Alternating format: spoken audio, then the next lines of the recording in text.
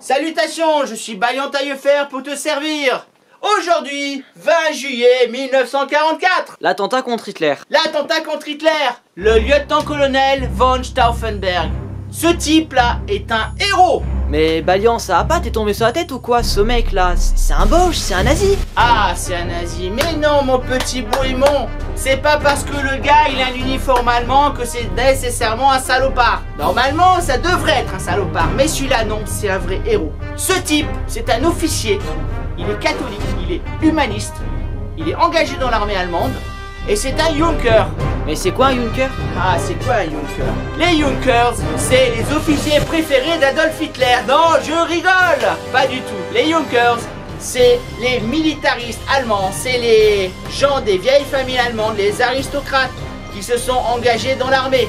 C'est tous les petits noms allemands avec un petit von devant, tu vois. Von Stauffenberg, von Hoffen. Oui, qu'est-ce qu'il y a? Mais pourquoi Hitler, il les aimait pas? Pourtant, c'est des nobles. Très bonne question.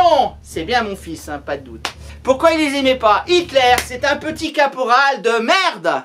Voilà. Alors imagine un peu des gars qui ont eu des générations de militaires dans leur histoire personnelle, dans leur histoire de famille, et qui sont obligés de se mettre à plat ventre, d'obéir à un petit caporal qui a fait la Première Guerre mondiale. Forcément, ça leur fait pas plaisir, et ça se comprend. Voilà. Néanmoins, ces types qui, ce jour du 20 juillet 1944, décident d'assassiner Adolf Hitler, il faut pas oublier qu'au début de la guerre, la plupart étaient favorables à Hitler, qu'ils ont appuyé le nazisme avec une grosse partie du peuple allemand, ne nous le cachons pas. Et quand Hitler a réussi toutes ces batailles, qu'il a réussi sur un coup de poker à envahir la Belgique, la Hollande, la France et ensuite tous les autres pays de l'Europe, tant qu'Hitler a gagné ses batailles, tout l'état-major, quasiment, a été derrière lui. Mais à partir du mois de février 1943... Mais il s'est passé quoi à ce moment-là? Février 1943, la chute de Stalingrad. T'as pas vu le film? Non. Tu devrais. Bref, février 1943, la 7e armée, ou la 6e, 6e ou 7e? Il y en a une, c'est la Normandie, l'autre c'est Stalingrad. C'est pas grave, on vérifiera. Tu iras voir sur mon blog. Une armée entière de 250 000 hommes est faite prisonnier à Stalingrad parce que le gros Göring n'a pas été capable de respecter la promesse qu'il a fait à Hitler de les ravitailler en munitions, en nourriture, en médicaments. Mais je digresse, on en reparlera. Alors, quand ça commence à sentir le sapin pour la Wehrmacht, il y a beaucoup d'officiers qui commencent à se poser des questions sur l'avenir du Troisième Reich. Et ils n'ont pas tort, comme nous allons le voir plus tard. Mais tu connais déjà la fin de l'histoire, c'est pas drôle en un sens. Alors, ces officiers, ils vont tenter des attentats contre Hitler. Alors, il y a un truc qui est formidable, on appelle ça la main du diable. La main du diable, c'est quoi?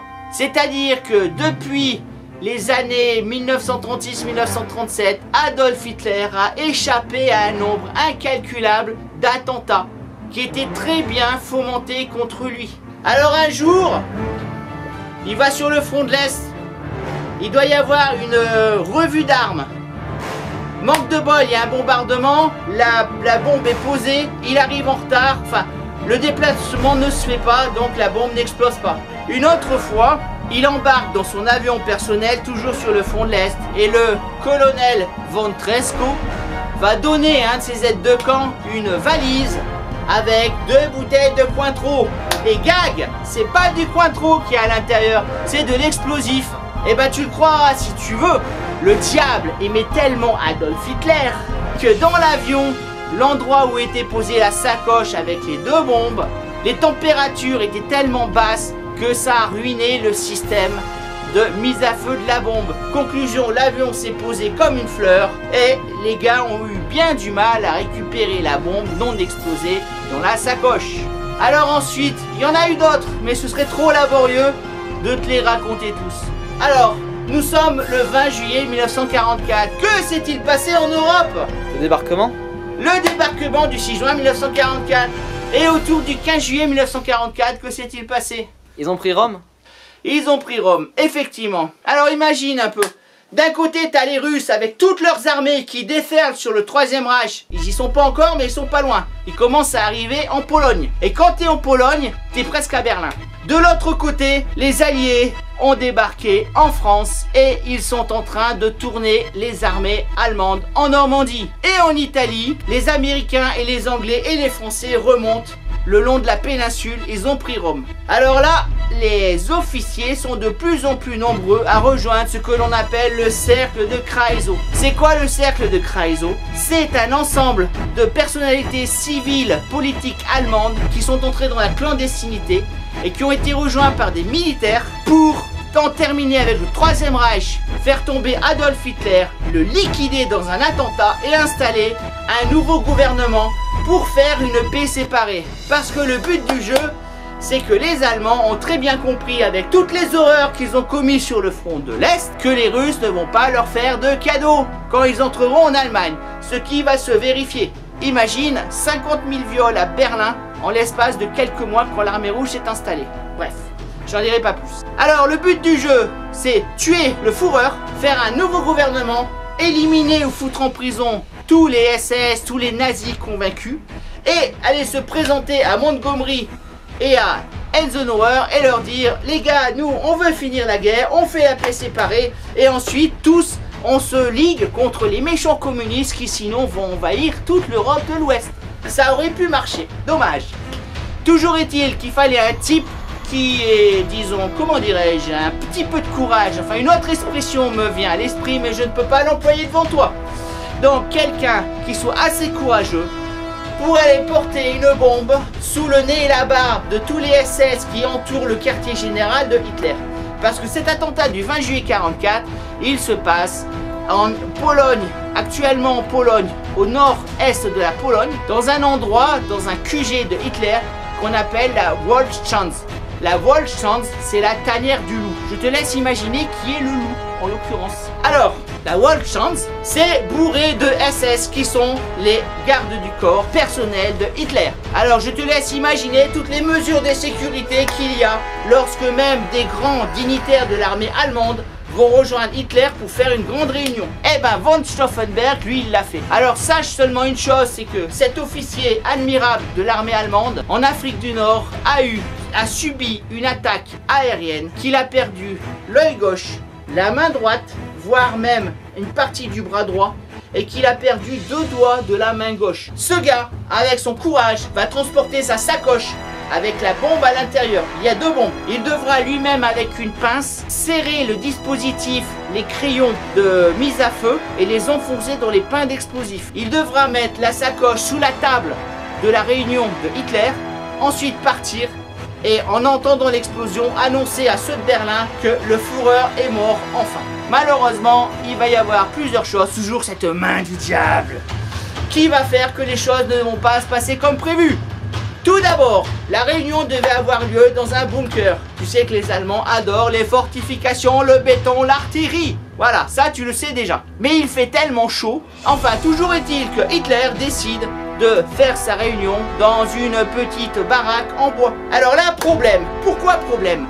Parce que quand tu fais exploser une charge d'explosifs dans un endroit contraint, dans un endroit solide, dans un bunker en béton, il y a un effet de souffle terrible qui ne laisse aucune chance aux gens qui sont à l'intérieur. Par contre, quand la bombe va exploser dans une baraque en bois de sapin, l'effet de souffle va être dispersé par les fenêtres et par les portes. Voilà, ça va terriblement jouer. Mais c'est pas tout. Le diable, qui décidément aimait bien Adolf Hitler, l'a aidé d'une autre façon. Imagine, la réunion se fait. Il y a Hitler qui est au milieu. Hitler est au milieu. Et là, von Stauffenberg arrive. Il prend la sacoche et il la place derrière un grand pilier en ciment qui sert de socle pour la lourde table en chêne sur laquelle vont être installées les cartes d'état-major. Et il part. Il sait qu'il lui reste 3-4 minutes avant que la bombe n'explose. Il s'en va, il rejoint sa voiture et il attend. Il entend le boum qui va arriver. Malheureusement, entre-temps, l'un des militaires accompagnant Hitler lors de la réunion va déplacer la sacoche et de l'endroit où elle était face à Hitler il va la placer derrière le socle en béton. Ce qui fait que quand la bombe va exploser, Hitler, lui, n'aura quasiment rien. Seulement ses bas de pantalon un peu brûlés. Par contre, 3 ou 4 des Allemands présents vont être grièvement blessés. L'un va mourir l'après-midi, l'autre le lendemain. Et il y aura d'autres blessés assez graves. Mais Hitler est vivant. Et comble de malchance, von Stauffenberg va revenir à Berlin, où normalement la conjuration est en place. Quand il a envoyé le signal d'alarme, quand il a téléphoné pour annoncer le Führer Adolf Hitler est mort, normalement les conjurés devaient tout de suite lancer le régiment de la division Großdeutschland sur les SS et les nazis et les capturer. Mais rien n'a été fait. Quand von Stauffenberg arrive à Berlin, eh ben, il n'y a rien. Absolument rien. Il est extrêmement énervé. Il va aller dans un endroit qu'on appelle le Bendler Block. Tu vois, toujours ces sonorités allemandes très très aériennes. Le Bendler Block, qui est le grand quartier général de l'armée de terre. Et là, il y a son général qui est le général Fromm. Alors, comme dans toutes les histoires, tu verras qu'il y a les héros, les bons, les méchants, les salauds, les nazis, les traîtres, les gens indécis, les pleutres, et ceux qui choisissent vers où va souffler le vent. Toujours est-il qu'il lance les mots de code pour activer dans toute l'Europe les conjurés à Paris, à Prague, à Vienne.